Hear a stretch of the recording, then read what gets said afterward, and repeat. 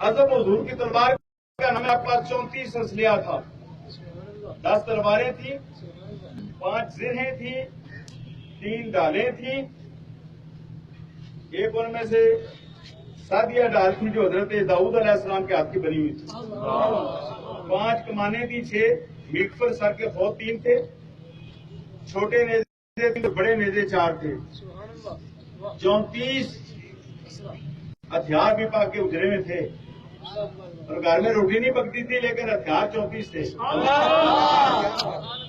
तुम किस इस्लाम की बात कर रहे हो कि हमको रमन है? तुम किस शरीयत की बात कर रहे हो?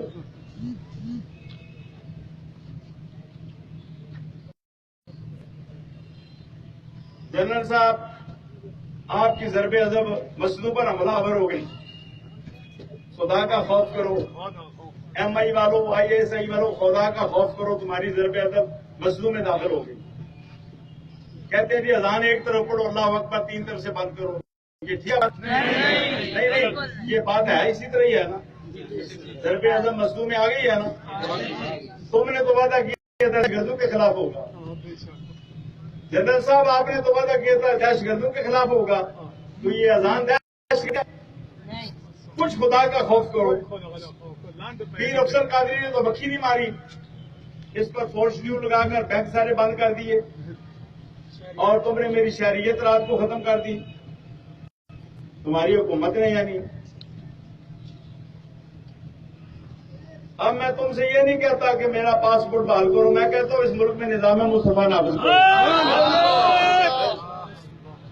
इस निसार कादियानी को भी छुट्टी दो, नवाज शरीफ को भी छुट्टी दो, शहबाज शरीफ को भी छुट्टी दो, परवेज रशीद कादियानी को भी छुट्टी दो और तहरीक लब्बैक या रसूलुल्लाह की हुकूमत कायम करो।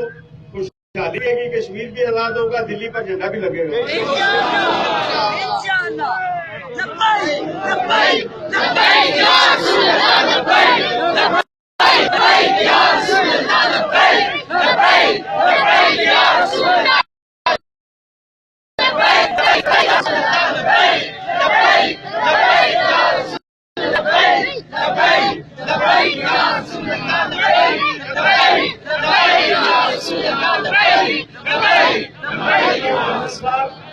देखो कौन कौन से मरज़ई हैं जो ज़रबे अज़ब को नुकसान पहुंचा रहे हैं।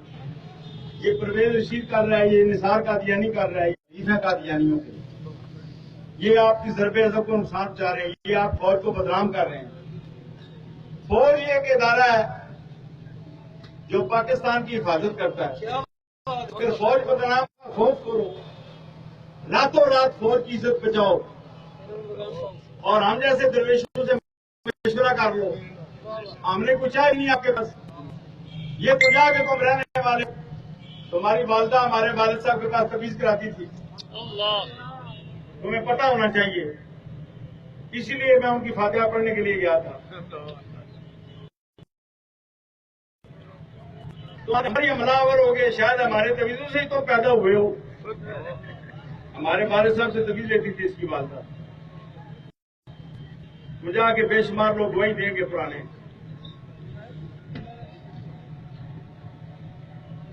जनरल साहब, हर काम तुम्हारी तरह मंसूब होगा, चाहे शहबाज शरीफ करे, चाहे नवाज शरीफ, चाहे निसार कादियानी, चाहे DPO गुजरात करे,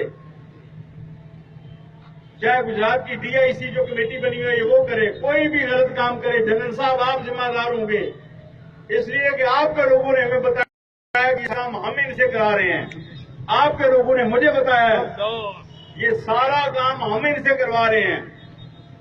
मुल्क के अंदर असल हुकूमत फौज के पास है, तो क्यों फौज को बदनाम करते हो?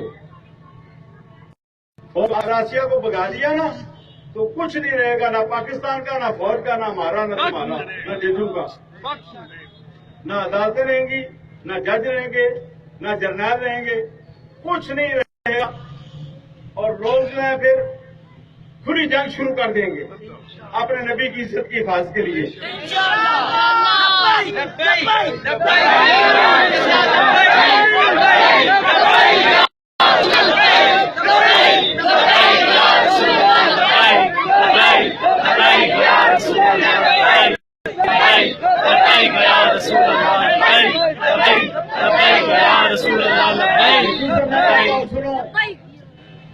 सन 95 में गुजरांवाले के दो ईसाई थे, एक का नाम तो सलामत था, दूसरे का नाम शायद करामत था। इन्होंने गालियां लिखी दीवार पर नबी पाक के खिलाफ। कोर्ट ने इनको सजाए मौत दी। ऊपर से कोर्ट का हुक्म आया, इनको रिहा। बेनजीर का दौर था, इसलिए मैंने कभी बेनजीर को शहीद नहीं कहा, ना मैं इसके भाइयों को शहीद कहता हूं। अलबत्ता जुल्फकार अली भुट्टो को मैं शहीद कहता हूं। उसने खत्म नबूवत का मसला हल किया। उसने मुसलमानों को इकट्ठा करने के लिए कॉन्फ्रेंस बुलाई थी। उसने कहा था मुसलमानों को अपना दिफा इकट्ठा करो। इसकी पादाश में अमेरिका ने उसको शहीद करवा दिया। जुल्फकार अली भुट्टो को मैं सियासतदानों में शहीद कहता हूं। मैं चौधरी ज़फ़रुल्लाह को भी शहीद नहीं मानता। हमारे गुजरात का मैंने उसको शहीद मानता, ना मैंने आज चौधरी ज़फ़रुल्लाह को शहीद कहा, ना मैं बेनजीर को शहीद कहता हूं। जुल्फकार अली को खत्म नबूवत की वजह से मैं शहीद कहता हूं।